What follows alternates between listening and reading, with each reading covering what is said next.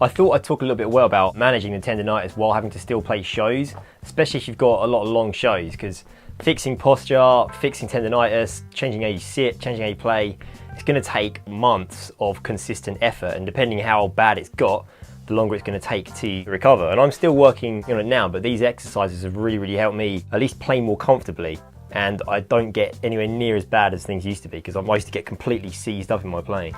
Two things that really helped me were these. So the first thing is wrist supports. It actually got to the point where I actually had to play gigs with these, play shows with these. So what these do, you can get them from most chemists or supermarkets and things, or on the internet. They keep your wrist in an extended position. If you go to sleep in these, you wake up the next day, you'll feel really good. You'll start to feel the amount of flexibility you should have in your wrists, because it's started to activate these muscles here and stretch these ones out. I actually ended up getting them in for both hands. It is possible to play in them if you take out the plate that's usually in here to keep your wrist there. Every now and then, if I am feeling tendonitis quite bad, I will use these. These are a really good way, last resort kind of thing, if you just have to play a show. Other thing that I really recommend as well, now this is definitely not a permanent cure by any means, but I use this deep freeze gel. So you can get this in England. If you're watching this elsewhere, I'm sure there's something similar. It's like an ice treatment. Ice is good for stopping tendons getting inflamed, and this has a similar effect.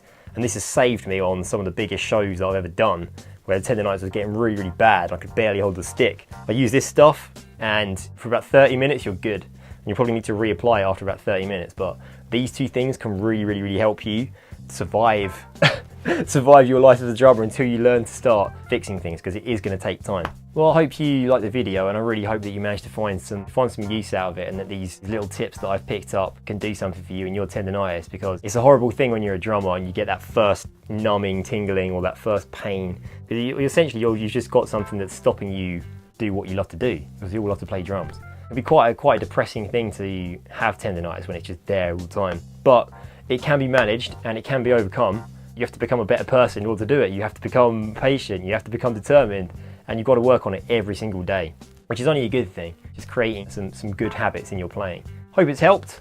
Let me know what you think. Give these stretches a go, try the ice gel, just let me know. And there'll be plenty more videos like this coming to help you guys very soon.